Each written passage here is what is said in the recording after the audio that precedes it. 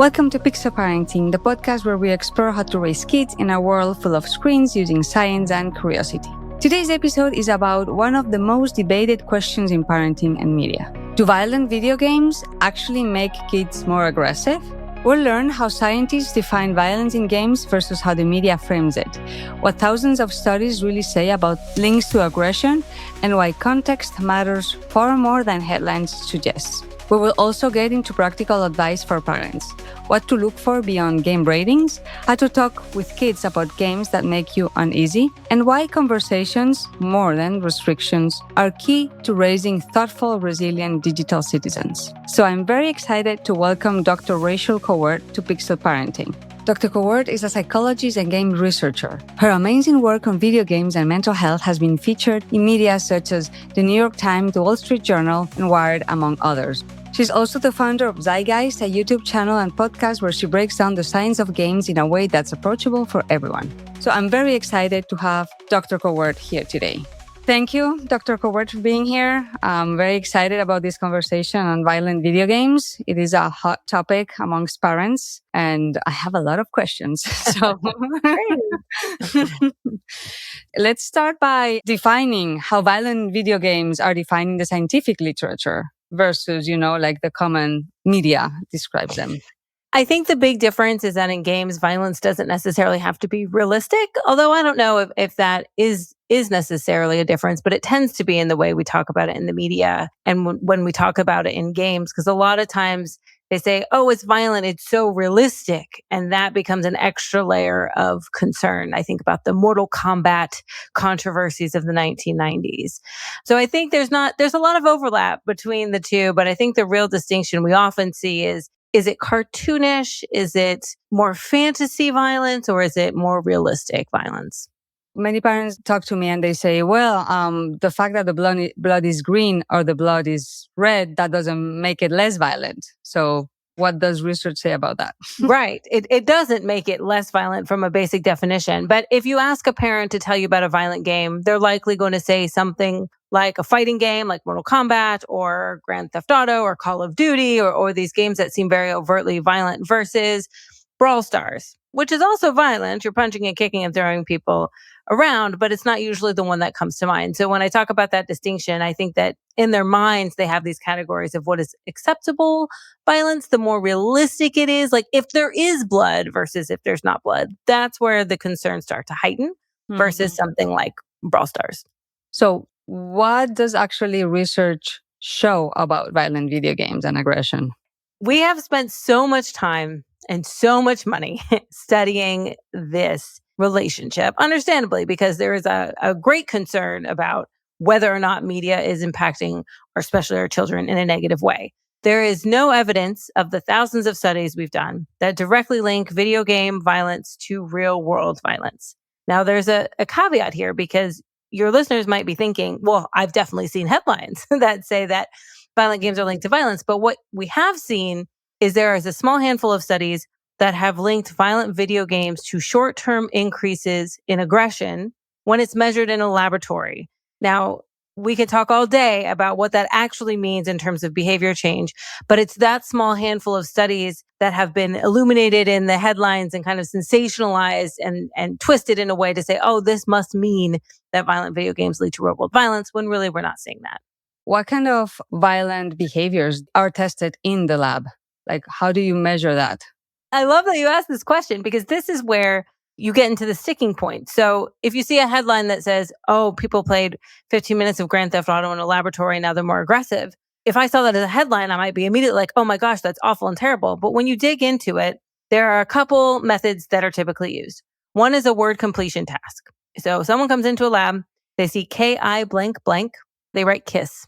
They play 15 minutes of a game, they come back, they see the same thing, and instead of kiss, they put kill, and they judge that as an increase in aggression, which I guess you could say maybe is, but how that translates into behavior change is a different question. The other method we often see is called the hot sauce method, which is you bring somebody in and you say, okay, there's someone else in the other room you've never met. They hate spicy things, but I have this really spicy hot sauce. How much hot sauce should I give them? And they're like, oh, that's awful. None. Why would you do that? And then you play 15 minutes of a game and then you come back and you say, actually, give them loads of hot sauce. And that increase in volume of theoretical hot sauce you're giving a theoretical stranger is considered an increase in aggression.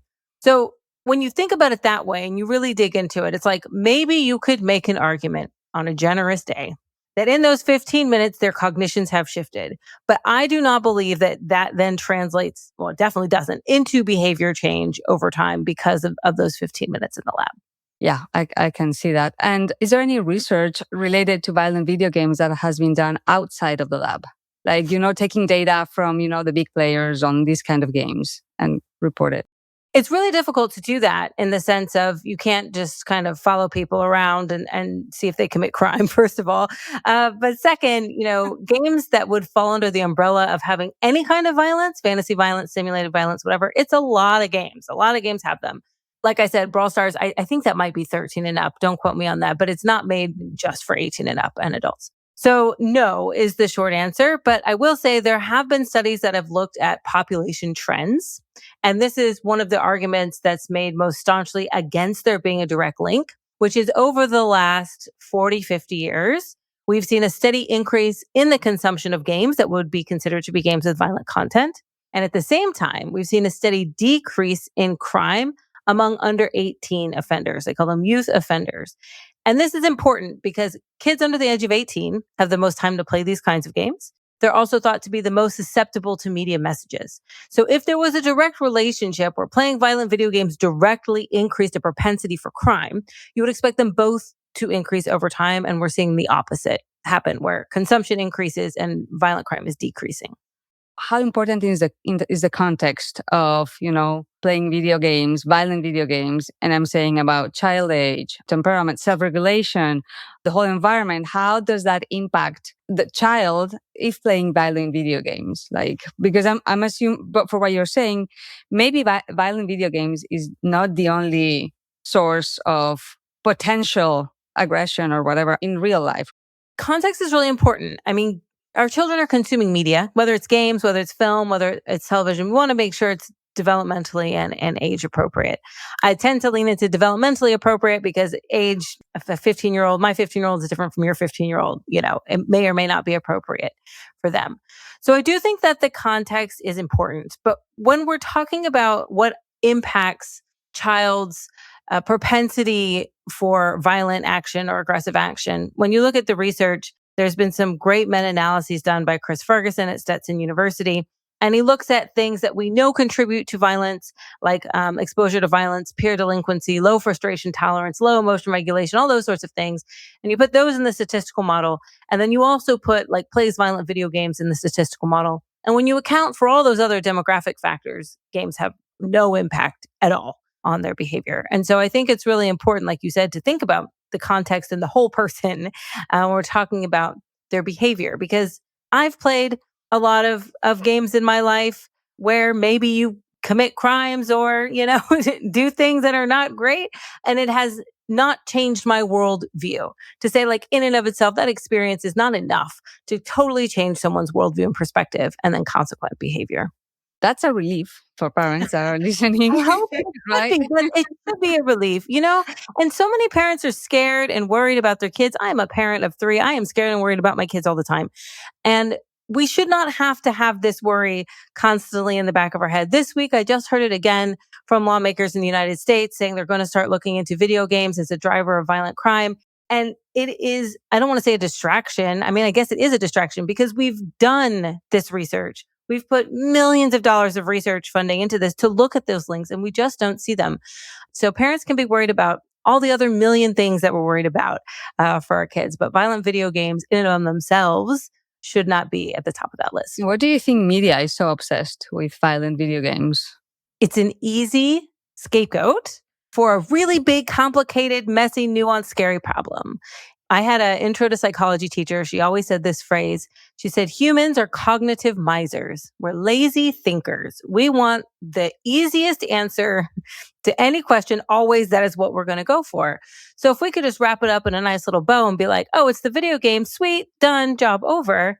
That's what we want to do. We don't want to get into the nitty-gritty conversation of poverty and lack of education and access to weapons and online radicalization. I don't know, all the other things that we could be talking about that contribute to someone's propensity to commit crime. Yeah, it's complicated, and that's an easy scapegoat, as you said. So what should be parents be looking into video games when, beyond rating, right? When kids are playing video games, and I feel like most video games have violence on them. I mean, violence in the sense that, you get points for killing people, stealing. There's also cooperative games and, management games that, well, management games actually also some have violence. I mean, in Civilization, you invade You countries. do. You go to war. That you need to, yes, right? Yeah. So there is violence in that. Yeah. But not, as you said, not that realistic, right? You don't see it that much. It's not that explicit. So how can parents evaluate a game's content beyond age rating? What should we be looking at? It is important for parents to know what their child is consuming. Age ratings is a great starting point, but it's not the end all.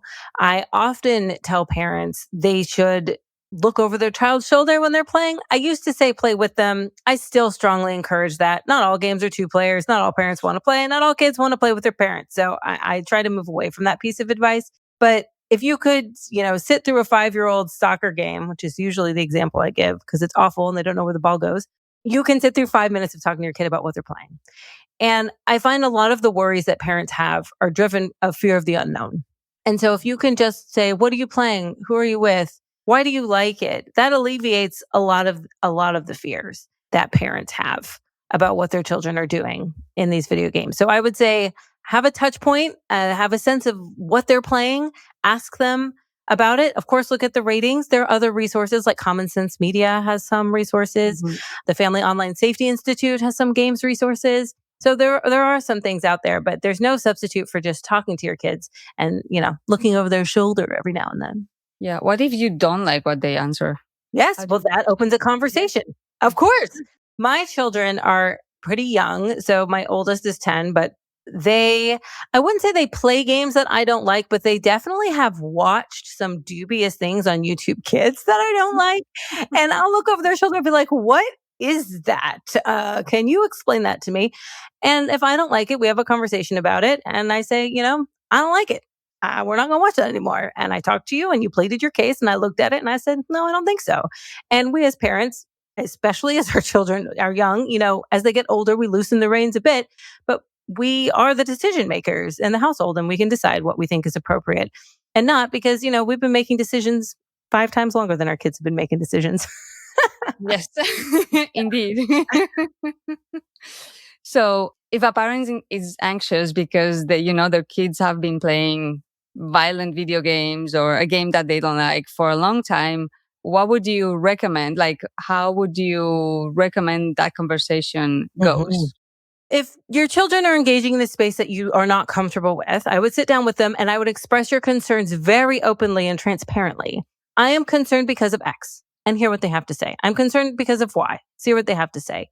And see if you can come to a common ground. So much like with younger kids, when I talk about making like digital plans about screen time and this sort of thing, it's an open conversation, a negotiation, if you will. If it's a teenager, the idea in theory is that you are laying the foundation for them to be able to make smart and informed decisions. And I don't know everyone's situation. I'm not going to be very prescriptive about like, oh, you should take it away. And that's the end of it because it's a lot different when they're a teenager. Mm-hmm. But I would talk to them and have an open conversation because even if the conclusion of that conversation is their behavior is not going to change, you have expressed your concerns.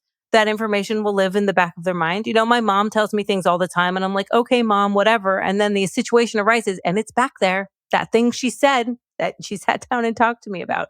So at least you've had that conversation and that'll be in there somewhere. Yeah, that's hopeful. I'm thinking about this group of parents that just they keep coming and they're like, oh, they play, it's one of those shooters. And they're playing online with only their friends. So they're in a safe space. And they keep using all these bad words, and like the behavior, it's very aggressive, like bro here, bro there. And, and parents get anxious because they see their kid and they're like, oh, they're like transformed into this other person when they're playing this violent video game with their friends. What advice would you give to them? Besides talking, but then I guess all the parents should be talking to their kids, but then, there's a cultural thing that the kids behave as kids when they're around kids. So there's, There's also gamer cultures, which include the word bro a lot. I hear it a lot in my house. I think there's a few things to unpack there. One is that you are certainly allowed to have rules in your house about the language that they use and the way they behave when they conduct themselves online. And I think when we talk about cyberbullying, I've had those conversations a lot, or with kids who repeat like racial slurs they hear online because they think it's part of the culture. And it's like, you certainly can have discussions about what is appropriate and inappropriate to say, which is a separate conversation from playing the game. But I would also say, when you were explaining, they're playing with their friends and it's a violent game and their behavior changes, we're really quick to just judge the game on the content, because there's a lot of context there that's missing. They are with peers who have certain language they use and act a certain way. It might be competitive, or it might be cooperative, or it might be high pressure and stressful, right? They might have developed their own language that they use specifically in that space. So I wouldn't necessarily say, oh my gosh, the violent game is changing their behavior. I would say, okay, they're in a high pressure situation with their peers. Maybe this is the way, in that context, it's appropriate for them to behave. But maybe I don't like some of the words they're using, and now we're going to have to talk about that. Talking is always the answer. Honestly, it's always the answer, because it is always we have to set rules and guidelines. We're teaching our children how to be good digital citizens in games or on other forms of social media. How they act, what they say matters in these spaces. Yeah. The peer influence can change and shift the way they see and interact with the world, right? In gaming spaces, there's a lot of conversations about high rates of racism or high rates of discriminatory behavior towards women, right? We have to have those conversations because it is influential in a social sense. I'm far less concerned about the content they're consuming and way more concerned about the social context of it all, honestly. So what gives you hope about, where the conversation on violent video games is going? I am not sure because we still have it. We still have the conversation. I'm hopeful that people are open to a new way of thinking about violent games and the role that it has in our day-to-day lives. I will say, when that politician this week mentioned violent games, I did hear more of a collective uproar on the internet of kind of like, oh my God, are we still talking about this? Move on. Let's talk about other things. And I think that's a good sign. I also think it's a good thing that parents are concerned about what their children are consuming, because I do feel like when I was a child, there was less concern about what I was consuming and more just strictly on the time I was spending. And I think it's good that parents are interested and active and want to make sure, they're doing what they can to keep their kids safe. Yeah. And actually that leads me to another question that probably I may have asked before, like I should have asked before, but like, why do we play violent video games? Why? So many reasons. People play games for so many reasons. I'm imagining all these taxonomies in my mind. There's this researcher named Nick Yee from Stanford. He started a company called Quantric Foundry, and he's surveyed over 1 million game players now, and he's mapped out like the 16 or 18 different motivations that people have. But, games are really great for exploring taboos and things that are considered bad behavior in a safe space. It could be really good for stress relief, just to like mash buttons. Some people want to know what it's like to have to work as a team under pressure in a simulated life and death situation. Some people like it not for the game itself at all, but because all their friends are playing it. And if they want to socialize, that's where they have to go. I used to play a first-person shooter for a while. This was years ago, and I am terrible at those games, and I hate those kinds of games, but I played them because all my friends were playing them. So it could be one of a million things, and also motivations to play them can even change over time. Right. I'm terrible at those games. I'm terrible. I stopped playing. I mean, the shooters, I'm so bad. So, and you need a lot of practice to get better. So if you don't practice, you fall behind, and then you're not competitive, and then you get frustrated, and then you just... Then your friends are like, oh, you suck, boo. Yeah, no fun. Exactly, no fun. So this was great insight. So where can listeners find your work? Your major work on the topic, and all the work that you do on video games and mental health, actually. I do have a YouTube channel. It's called Psychgeist, Psychgeist. And I have lots of videos there about the science of games. So there's ones on violent video games. There's one on games and mental health, all free, of course, to watch. And if you want to learn more about me and my work and my research, I have a website. It's rkowert.com. I'll put that on the show notes, and I highly recommend everybody to check them out. There's so much interesting content there. Yes, there is. Yes, your work is amazing. So thank you. That's it for today's episode of Pixel Parenting. We learned that while violent video games may look intense, decades of research show no direct link to real-world violence. Instead, context, conversation, and connection with our kids are what really shapes their experiences. If you want to dive deeper into this topic, I highly recommend checking out Dr. Rache Kowert's work. You can find her videos on YouTube at Psychgeist and explore more of her research and resources on her website, rkowert.com. I'll include those links in the show notes. Thank you so much for listening. Don't forget to subscribe, share this episode with a fellow parent, and leave us a review if you liked it. It really helps us grow this community. Until next time, keep asking questions, keep the conversations going, and keep learning.